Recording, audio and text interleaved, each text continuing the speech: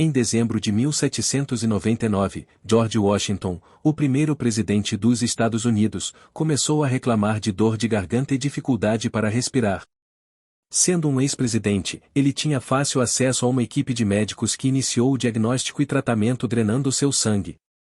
No total, os médicos acabaram drenando cerca de 2,2 litros de seu sangue antes de ele falecer, menos de 2 dias após relatar o desconforto inicial. Especialistas médicos discutem até hoje sobre a doença exata que causou os problemas respiratórios de Washington, mas todos os médicos atuais concordam que remover tanto sangue de uma pessoa não ajudou em nada e pode até ter causado sua morte no processo de tratamento para uma doença da qual ele talvez tivesse se recuperado naturalmente. Nossa compreensão do corpo humano, das doenças, das melhores práticas médicas e dos tratamentos evoluiu muito nos últimos 200 anos, o que nos permitiu desfrutar de vidas mais longas, reduzir massivamente a mortalidade infantil e melhorar os padrões de vida de pessoas com condições de saúde. A economia, assim como a medicina, é um campo de estudo que está em constante evolução e também tem impactos reais em como vivemos. As ciências tradicionais tendem a receber toda a glória quando falamos sobre os padrões de vida melhorados que desfrutamos nos últimos tempos, e é fácil entender por quê. Toda vez que fazemos uma ligação, compramos em um supermercado bem abastecido ou não morremos de uma infecção comum, temos avanços em física, medicina, química e outras ciências para agradecer. Mas muitos desses avanços foram facilitados e acelerados pelo desenvolvimento da compreensão sobre o que é uma economia e como gerenciá-la de forma eficaz. Embora possa parecer menos tangível, há um argumento muito forte de que avanços nos sistemas financeiros, nas práticas comerciais e nos controles econômicos fizeram tanto para nos proporcionar a riqueza e a prosperidade que temos hoje quanto todos os outros avanços tecnológicos ao longo do mesmo período. Olhando para o futuro, isso pode significar que, teoricamente, novos avanços no conhecimento econômico poderiam permitir um mundo onde todos vivemos como bilionários vivem hoje. Sei que essa é uma afirmação ousada, então precisaremos observar algumas questões para fundamentá-la. Isso também torna importante fazer a pergunta: quanto realmente sabemos sobre economia? Seríamos como aqueles médicos do século XVIII, tentando fazer o melhor para consertar economias, mas acabando por causar mais danos do que benefícios? Ou nosso conhecimento coletivo sobre economia está quase completo, com apenas pequenos aprimoramentos a serem feitos? Para descobrir, precisamos responder algumas perguntas essenciais. Como os avanços em economia se traduzem em melhorias nas condições de vida para as pessoas comuns no mundo real? Como podemos avaliar o quanto avançamos na compreensão da economia? E, finalmente, isso poderia resolver questões existenciais, como alcançar um crescimento sustentável. Para realmente entender o progresso da nossa compreensão econômica enquanto espécie, é importante compreender o que é economia no sentido mais amplo.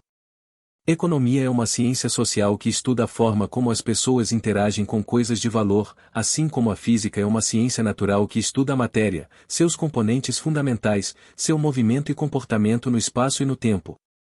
Os físicos tentam responder questões sobre a natureza do universo, enquanto os economistas tentam resolver o chamado problema econômico, que é o fato de que, como humanos, temos desejos ilimitados, mas apenas recursos limitados para satisfazê-los, o que exige certos sacrifícios. O problema econômico central, infelizmente, não tem solução definitiva, mas pode ser dividido em 4 questões: o que deve ser produzido, quanto deve ser produzido, como deve ser produzido e para quem deve ser produzido. Se você observar qualquer trabalho de economistas, verá que ele é uma tentativa de responder a essas perguntas de maneiras diferentes para produzir resultados um pouco melhores, seja alocando recursos de uma maneira que faça as pessoas se sentirem mais satisfeitas, ou encontrando uma forma de produzir mais com os recursos disponíveis. Mesmo teorias econômicas amplas como o capitalismo são apenas maneiras de responder a essas perguntas. No caso do capitalismo, produz-se o que é mais demandado pelo mercado, na quantidade demandada, de forma eficiente e econômica, para aqueles que estão dispostos e podem pagar.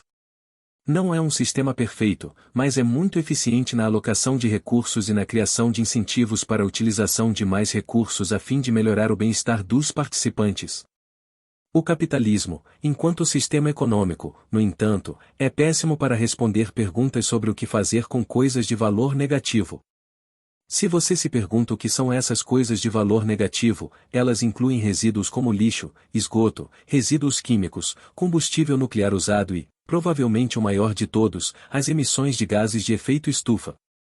As pessoas, na verdade, valorizam a ausência dessas coisas, mas o sistema de mercado das economias capitalistas não tem um mecanismo real para atribuir o custo desses itens aos responsáveis por produzi-los sem a intervenção do governo. Sei que parece terrível dizer isso, mas, do ponto de vista estritamente racional e econômico, essa classificação também pode ser aplicada a pessoas que talvez sejam deficientes, idosas ou de outra forma incapazes de produzir mais valor do que consomem.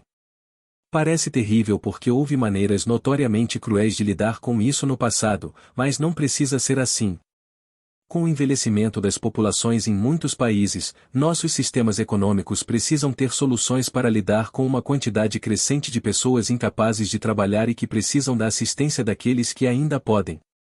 Assim, o capitalismo, o sistema básico pelo qual operamos todas as economias avançadas no mundo hoje, é eficaz para responder a algumas questões e não tão eficaz para responder a outras.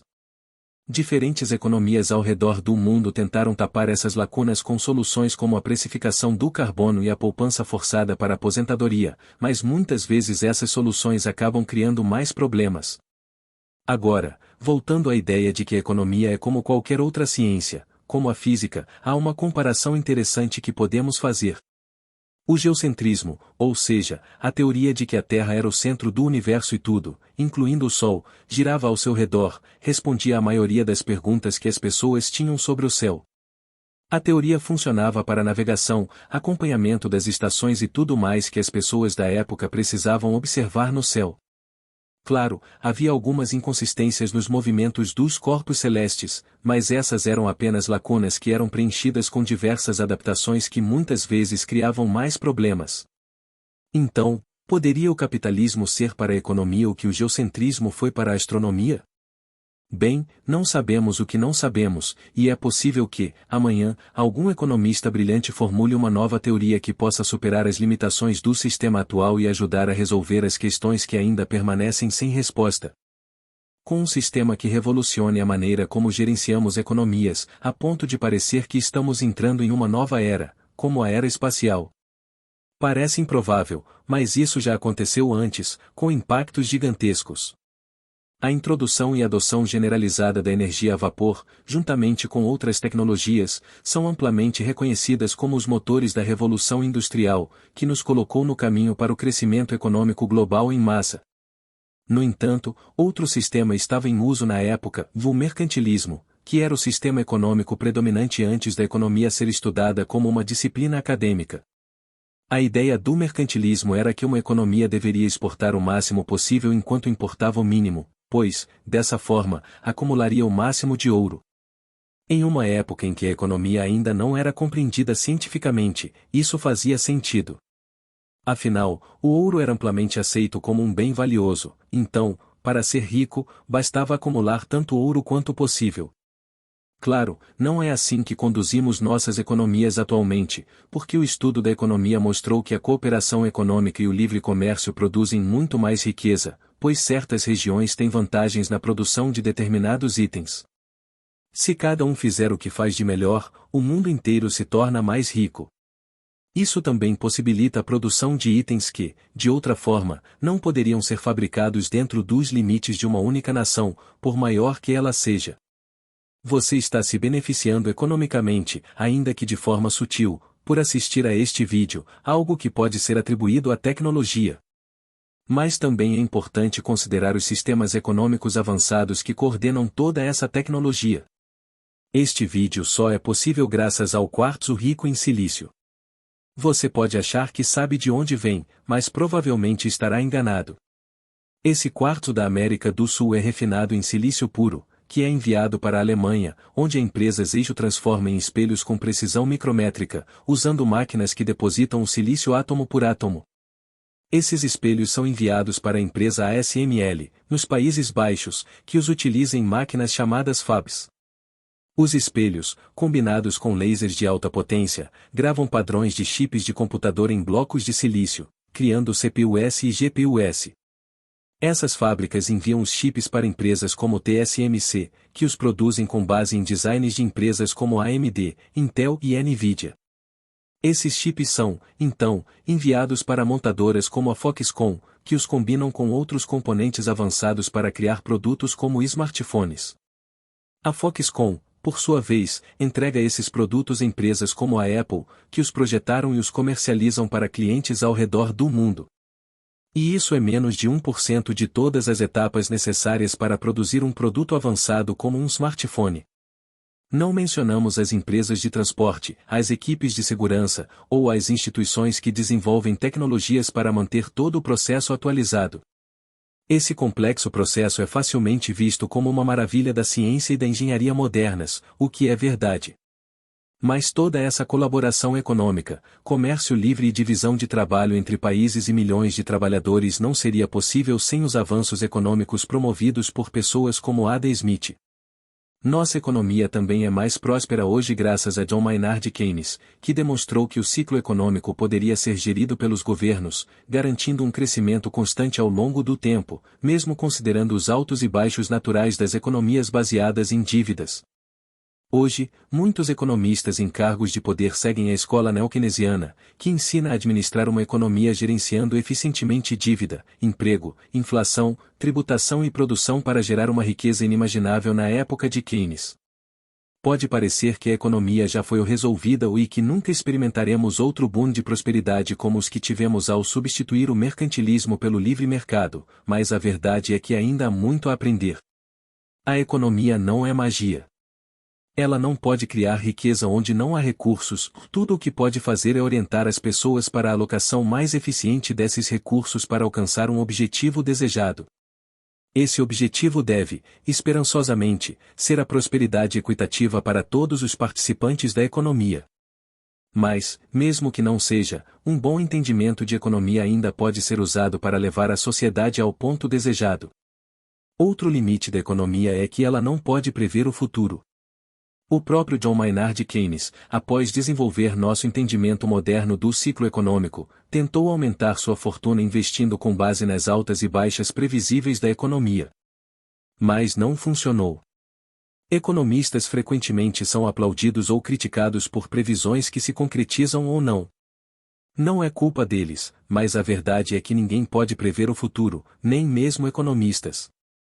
Se um médico dissesse que uma pessoa está saudável e, depois, ela desenvolvesse uma doença, ninguém o culparia, pois prever o futuro médico de alguém não é função do médico.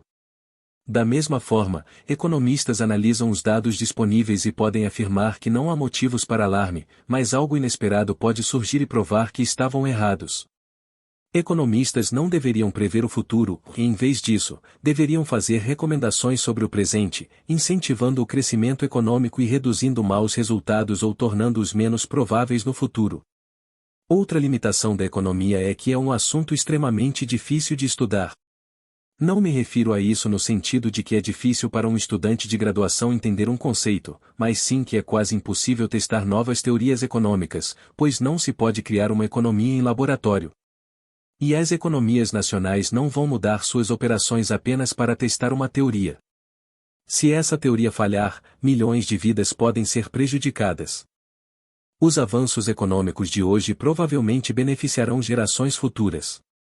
Existe, possivelmente, um sistema econômico que promove a inovação, motiva os trabalhadores e recompensa a alocação inteligente de capital, enquanto também desincentiva as externalidades negativas tão comuns nas economias de mercado atuais.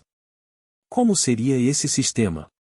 Não sei se eu conseguiria demonstrar de forma definitiva uma maneira alternativa de administrar nossas economias que gerasse mais riqueza para o mundo. Se fosse o caso, estaria recebendo um prêmio Nobel agora mesmo. Mas a boa notícia é que, ao que tudo indica, sabemos muito pouco sobre economia. E, no mínimo, toda a instabilidade atual representa uma oportunidade única de aprendizado para que possamos estar mais bem preparados na próxima vez.